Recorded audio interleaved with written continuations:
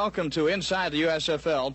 I'm Tom Mees, and you know something? This jersey number 34, red and white, of the New Jersey Generals, of course, is the jersey of Herschel Walker. And it was only about 10 weeks ago that the name Herschel Walker was a household name across America because he had forgone his senior year at Georgia and signed as a professional football player with the New Jersey Generals. Now, 8 weeks into the first USFL season, we'll have a chat with Herschel Walker to see how things are going with he and the Generals. We'll also have highlights of all the games of weekend number 8 in the United States Football League. We'll have that and much, much more next on Inside the USFL.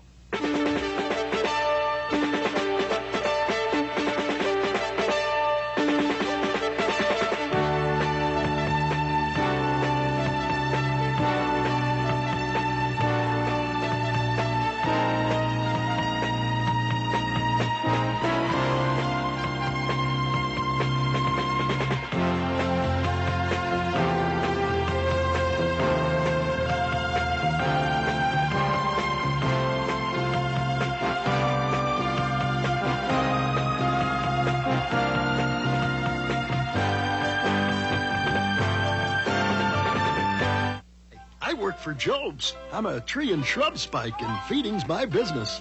Come on, I'll show you my territory. Down here are the feeder roots. See? With granular fertilizer, some nutrients don't get down this season. The Philadelphia Stars' end zone has been like that sign on the scoreboard, like the defense department there. No admittance. Yes, opposing teams have had trouble getting any points at all against the doghouse defense in Philly, especially in the second half. The Boston Breakers solved that Philly defense in the second half last week, but no matter, the Stars ran their record to 7-1 with a 23-16 victory over Boston.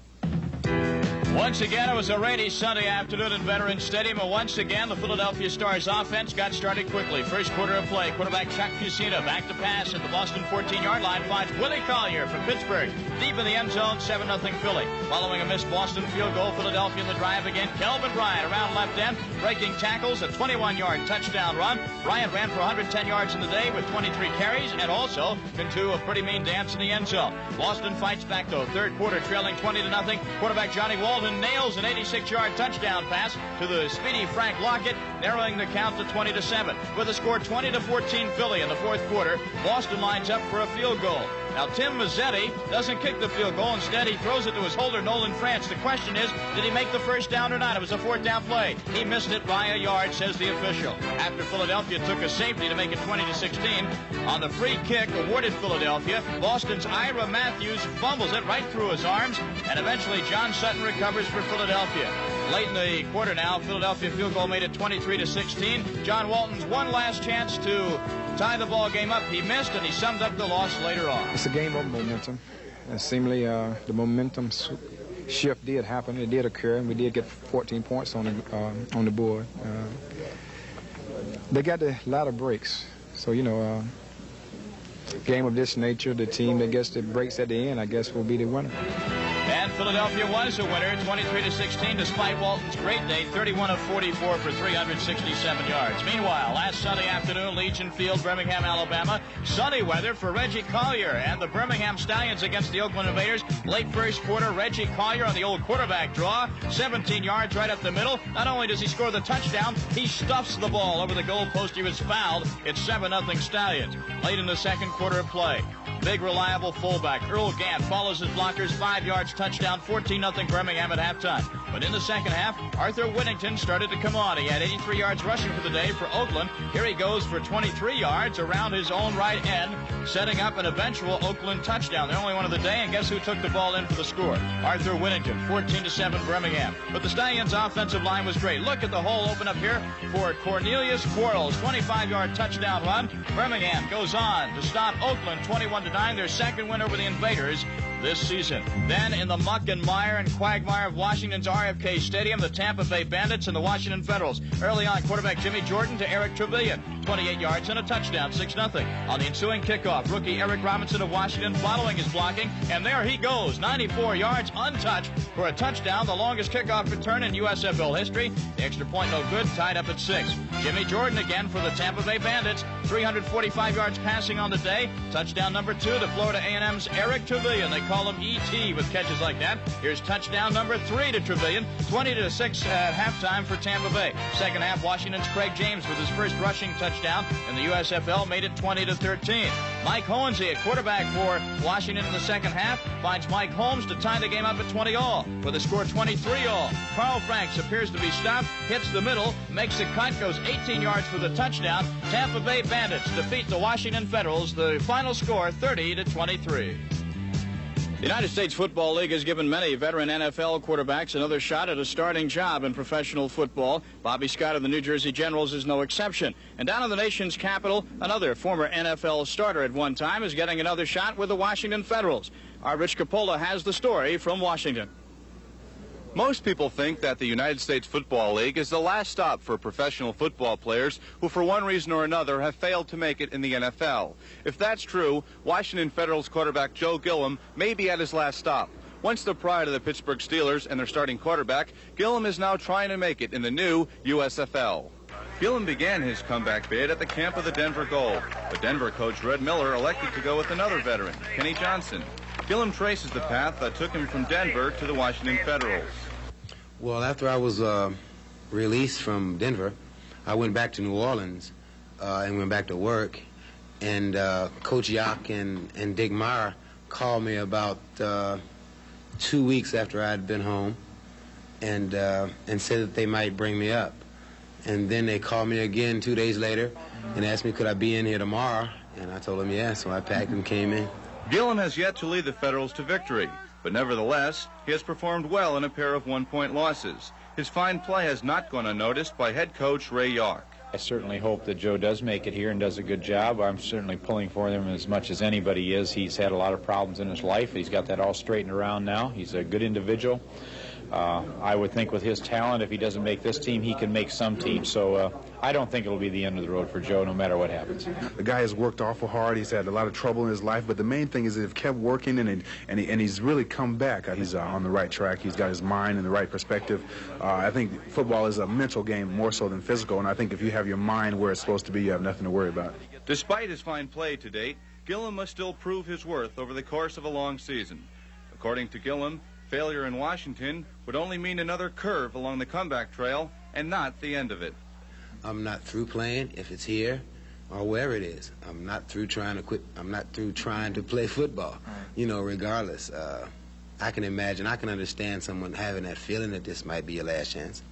And everyone's entitled to their own opinion. But I'm not going to quit playing football. But even if Gilliam, who's now 31, doesn't win his battle to make it in pro football, it appears he has won a far more important battle, the one within himself. For Inside the USFL, I'm Rich Capola.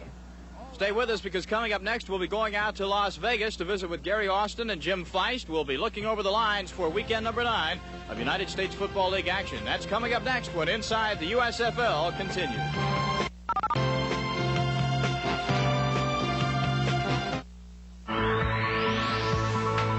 USA Today is the nation's first general daily newspaper. On the next Business Times, we'll see how the paper is doing as it tries to expand its share of the market. And what are office buildings going to look like in the future? We'll show you what some architects are planning. And as competition in the personal computer business comes to a head, we're going to see who's falling out. Join us on the next Business Times.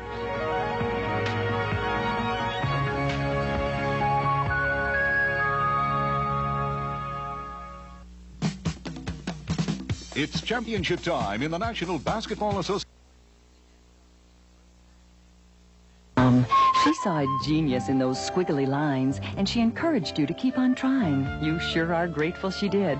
So for your extra special mom, Strawbridge & Clothier has an exclusive gift from our food hall, an elegantly packaged Godiva milk chocolate rose box filled with all sorts of luscious treats. 7 sumptuous Godiva chocolates, a silk rose, and a shimmering 18-inch gold on sterling chain. Give this Mother's Day gift for only $30. Come in or call Strawbridge & Clothier now, toll-free at 1-800-824-2424, and use your Strawbridge & Clothier charge, Visa, or MasterCard. Your mom, she deserves the finest. Send the finest. A rose box made of Godiva chocolate that brims with even more Godiva, plus a beautiful chain. An exclusive gift only from Strawbridge & Clothier's Food Hall, and only $30. Call now at 1-800-824-2424 for a very special Mother's Day. Tampa Bay Bandits are at home, and yet they're an underdog to Philadelphia. Is that right? there is a good revenge play here. These are the two best teams in the league against the spread, but I really feel Philadelphia was fortunate last week against Boston. You know, Walton accumulated a lot of yardage through the air, and I think they're going to have a problem this week against Tampa. I think Tampa will beat them again. The Birmingham Stallions on the road this week against the Washington Federals. And, Gary, you just take a look at the records. I guess you have to favor Birmingham in this game. Well, we've established in Las Vegas, Birmingham just a 1-point favorite over Washington. Washington has played very good, tough ball and hanging in most of the games. They were right with Tampa until the end of the game and did get defeated. But Birmingham seems to be improving, and so we have established them as the favorite. Birmingham had a big win last week against Oakland, who they beat now twice. But they're only 1-2 on the road, and I'm going to take Washington in a small upset. In Boston, the Michigan Panthers, who have won 3 in a row, take on the Boston Breakers. And, Gary, to me, this appears to be a very interesting ball game. Well, here's a couple teams that, in my opinion, are definitely improving and may surprise somebody and actually make the playoffs. Boston has a little better record, but Michigan's on a 3-game winning streak, and we have established Boston a 3-point favorite at home. Jim, the Breakers are a 3-point favorite over a hot Michigan team despite their tough loss last week in Philadelphia.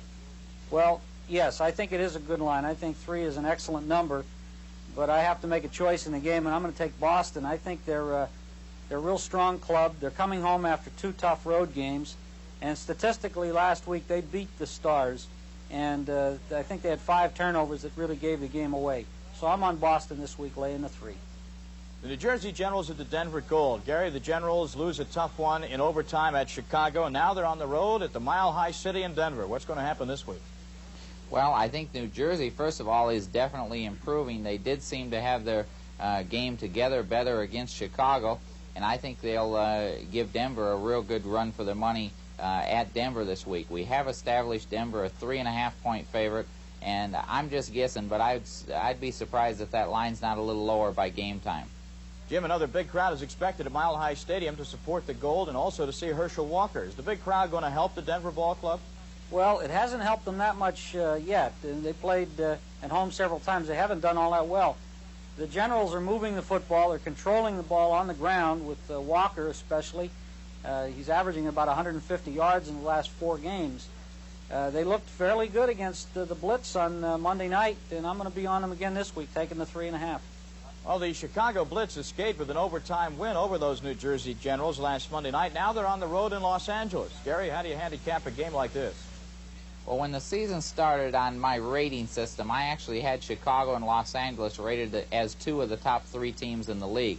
They've both been somewhat of a disappointment to myself. I think that Chicago, although they got by last week, is definitely hurting because they have so many offensive linemen injured. But we have established them as a 3-point favorite at Los Angeles in the Coliseum this weekend. Jim, more home teams have started winning in the USFL. Will the Express being back at home help them against Chicago? Well, I am going to take the Express plus the points. The Blitz, like Gary said, they're having trouble in the offensive line area. And if you watch the game on Monday night, you could see the inconsistency of their line play. L.A. has covered 3 out of 4 games at home, and I'm going to take them again this week. Monday night on ESPN, it's the Arizona Wranglers at the Oakland Invaders. The first time around, Oakland handled Arizona easily, Gary. Well, the Monday Night Football seems to be catching on in Vegas on ESPN. We are doing pretty good business on Monday night compared to some of the other games. This week we've established Oakland a 2.5-point favorite against Arizona. And the one thing I might mention along this line, that the USFL is getting to be a very good betting sport because so many of the lines are very close. You seldom see anybody that's a large favorite, and that's a very positive thing from the odds maker's standpoint in Las Vegas. Jim, the Oakland offense has been disappearing in recent weeks, and yet they're a favorite at home. Why? Well, they should be the favorite in the game because they're at home, and also they have a fairly decent record, and they beat this team earlier. But Oakland is, after a good start, by the way, they've lost 4 of their last 5 games, and Arizona's playing pretty well. And I really feel that they're going to be up for this game since they lost 24-0 in the first game of the year. So I'm going to take the Wranglers in this one. Gary and Jim, thank you very much, and we'll check in with you in Las Vegas for the latest lines again next week. You know, our Paul McGuire, through his travels in the United States Football League, has seen just about all the top running backs. He says there are those who are very good and those who aren't so good. Paul? Tom, there have been a lot of surprises in the USFL so far this season. I think one of the biggest surprises to me, the quality of offensive running backs. Crump of Boston, Arthur Whittington of Oakland, Tim Spencer of Chicago, and, of course, Calvin Bryant and Herschel Walker, Philadelphia and New Jersey. Now, you take a look at these guys. You got two guys that are tied this last weekend going in for the lead as far as rushing is concerned. Have a chance within 9 weeks to break 1,000 yards. That's tremendous. But let's take a look at these two guys. First of all, Calvin Bryant of Philadelphia. This young man is running very well. He's running like he did in college, catching the ball very well. But the big thing about Calvin is he has confidence. I mean, extreme confidence in his offensive line because they have the best offensive line in football. Herschel Walker, on the other hand, he's tied for the top. It looks good on paper. But Herschel Walker is not running like Herschel Walker when he was playing at Georgia. He's running very tentatively. Take a look at him and you watch his legs, and he's always trying to protect his knees. You can't do that. You're going to eventually get hurt. But again, he doesn't have the confidence in his offensive line. That's something you need. Hope that they break the 1,000 yards in 9 weeks. Back to you, Tom. Thank you very much, Paul. We'll talk to you again next week on your thoughts about the United States Football League. And stay with us. We'll have more highlights from weekend number 8 of the USFL when Inside the USFL continues in just a moment.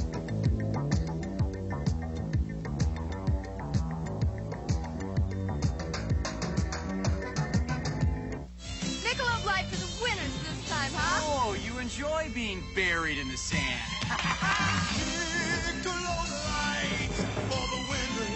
Would good friends really play this hard for a beer? Well, it is Michelob Light, the rich, smooth taste you can compare to any beer you like. Michelob Light for the winners.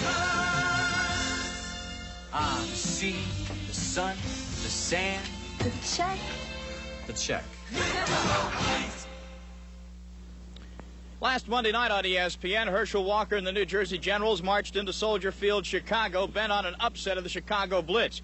They took George Allen's team to overtime, but once again, the Generals came out on the short end of the score.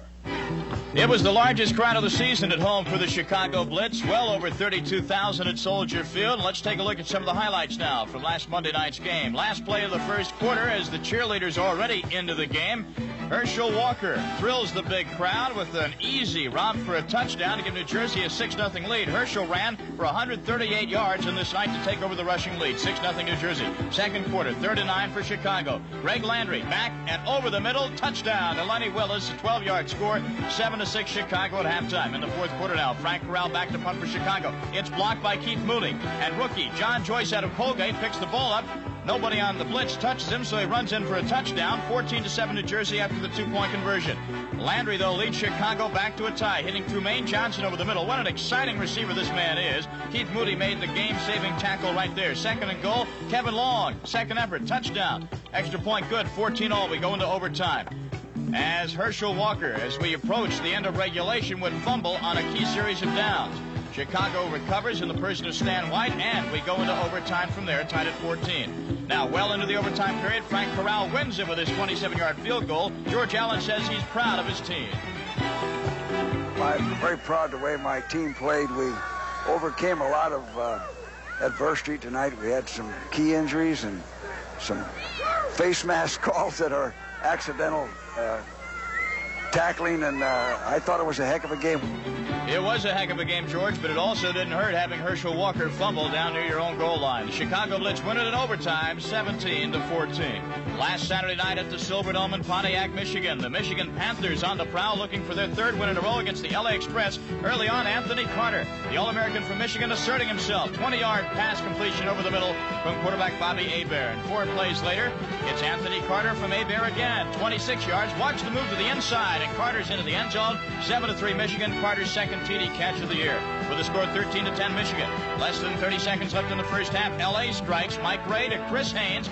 He makes a great catch, 22 yards, touchdown. LA leads 17-13 at halftime, and Ray shoots down the ball in the Silverdome. Big play for the Panthers, though, coming up second half. Mike Ray, he was a hero a moment ago. Now he fumbles the ball, and linebacker John Corker recovers for the Panthers. That would set up the Michigan go-ahead touchdown. A 1-yard leap by John Williams. He's into the end zone, plus the 2-point conversion, 24-17 Michigan. Novo Bojovic, the excellent field goal kicker for Michigan, ties USFL record with his 4th field goal of the game. Michigan goes on to win, going away. Final score there, 34-24 over the LA Express. Meanwhile, last Saturday night in Tempe, Arizona, the Denver Gold at the Arizona Wranglers. 3-3 score at halftime. Second half, Arizona quarterback Alan Risher, little dump pass to Calvin Murray. Same play we saw a couple of weeks ago in Washington, and the same result. Watch Murray out-sprint the defensive back, 54 yards for the touchdown, 10-3 Arizona. Then in the fourth quarter of play, Risher would roll to his right as the fans approve in Tempe. Alan Risher looking for a wide-open Jackie Flowers. He finds him. Flowers' 10th touchdown catch of the year, 17-3 Arizona. Then Risher was 15 of 21 on the night for 140 yards. I don't think that this pass will be in his Hall of Fame. He's under a heavy rush, has to get rid of the ball, throws a dying Quail, but right in the hands of Neil Ballholm. And it's a touchdown. The Wranglers win. Final score, Arizona 24 and the Denver Gold 3. What about the standings in the United States Football League? In the Atlantic Division, Philly on top by 2 games over Boston. It's a 2-team race. New Jersey and Washington bring up the rear. In the Central Division, Tampa Bay, which plays Philly this week, on top by a game over Chicago. Michigan coming on at 4-4. Birmingham 3-5. And in the wacky Pacific Division, L.A., Denver, Arizona all tied for the lead, but Oakland only 1 game back. As far as our DuPont Player of the Week goes, it's substitute quarterback Jimmy Jordan of the Tampa Bay Bandits. He comes in for the injured John Reeves last week in Washington. What does he do? He throws 3 touchdown passes, throws for 345 yards in total. Jimmy Jordan, the former All-American from Florida State, our DuPont Player of the Week. He hit Eric Trevelyan on all 3 touchdown passes in the first half against the Federals. 30 of 45 for 345 yards and 3 touchdowns. Congratulations to Jimmy Jordan of the Tampa Bay Bandits, this week's DuPont Player of the Week. And this DuPont Player of the Week has been brought to you by the makers of Rain Dance Car Wax Products. Rain dancing on your car's finish means the wax protection isn't finished. And who keeps the rain dancing? Rain Dance. It's guaranteed to last longer than the leading car wax, paste, or poly. Water beading proves it. Rain Dance keeps the water beading long after the competition falls flat. And longer lasting means less waxing. So keep the rain dancing longer on your car with Rain Dance, and you won't have to wax so often. A 9-year-old car. Junk. Another 9-year-old car, same make and model, still going strong after 105,000 miles. Part of the difference, a complete maintenance record. It's a good way to make sure your car gets all the service the owner's manual recommends. Find more answers on how to make your car last in the Longer Car Life book, free from participating Shell dealers. Come to Shell for answers. Hey, you need any help with that roof? Gonna need any help with them baths? Well, I can't handle both these rods. Work horsing around, trying to get the most out of life. Just work horsing around. Workhorse Chew. The flavor keeps coming through so a man can keep on doing what he's got to do. Yep, this is definitely a 2-man job. Work horsing around.